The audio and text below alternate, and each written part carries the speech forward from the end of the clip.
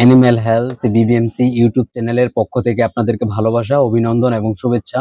যা হোক, বর্তমান প্রেক্ষাপটে আমাদের দেশে এলএসডির যে প্রাদুর্ভাব এবং সেই ক্ষেত্রে গবাদি প্রাণী অনেক মারা গিয়েছে, এবং কি অনেক খামারি তাদের যে স্পৃহা এবং কি যে উদ্যোক্তা ছিল, সেই উদ্যোক্তার উপর অনেকটাই মানে ঘুরে বালি হয়ে গিয়েছে। সেই ক্ষেত্রে আমাদের দেশে গবাদি প্রাণীর উপর তথা প্রাণী সম্পদের উপর একটা চরম প্রভাব পড়েছে, এবং কি আমাদের দেশে অনেকটাই ক্ষতির সম্মুখীন হয়েছে সেই ক্ষেত্রে। কারণ গত বছর চেয়ে এবছর গবাদি প্রাণীর মৃত্যুর হার অনেকটা বেশি। আর লাম্পি স্কিন আমরা জানি সাধারণত এলএসডি তথা লাম্পি স্কিন ডিজিজ, এটা আমরার মধ্যে ছোট ছোট গুটি গুটি হয়ে থাকে। কিন্তু আসলে প্রকৃত পক্ষে এই রোগটি ভাইরাস জনিত রোগ। এটি গবাদি প্রাণীর আপনার ফুসফুসের মধ্যে আক্রান্ত করে, যার ফলে গবাদি প্রাণী এটা সিভিয়ার কন্ডিশনে অনেক ক্ষেত্রে মারা যায়, এবং কি শ্বাসতন্ত্র ক্ষতিগ্রস্ত হয়, এবং কি শ্বসন ক্রিয়ার ব্যাঘাত ঘটে, গবাদি প্রাণী আহ মারা যায়। এটি সাধারণত 3টি পর্যায়ে হয়ে থাকে। প্রথম স্টেজে এক ধরনের লক্ষণ দেখা দেয়, দ্বিতীয় স্টেজে এক ধরনের লক্ষণ, এমনকি তৃতীয় স্টেজে এক ধরনের লক্ষণ প্রকাশ পায়।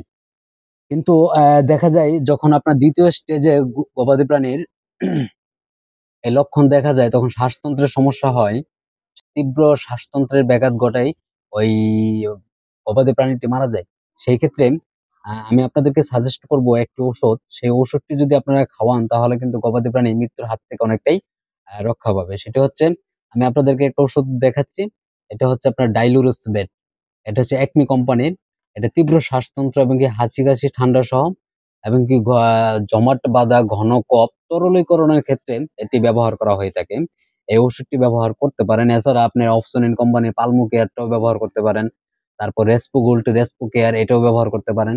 এটি ব্যবহার করলে কি হবে, এটি ব্যবহার করলে এটার মধ্যে কিছু উপাদান রয়েছে, ইউক্যালিপটাস অয়েল, তারপর হয়েছে মিন্ট অয়েল, এবং কি আরো উপাদান রয়েছে।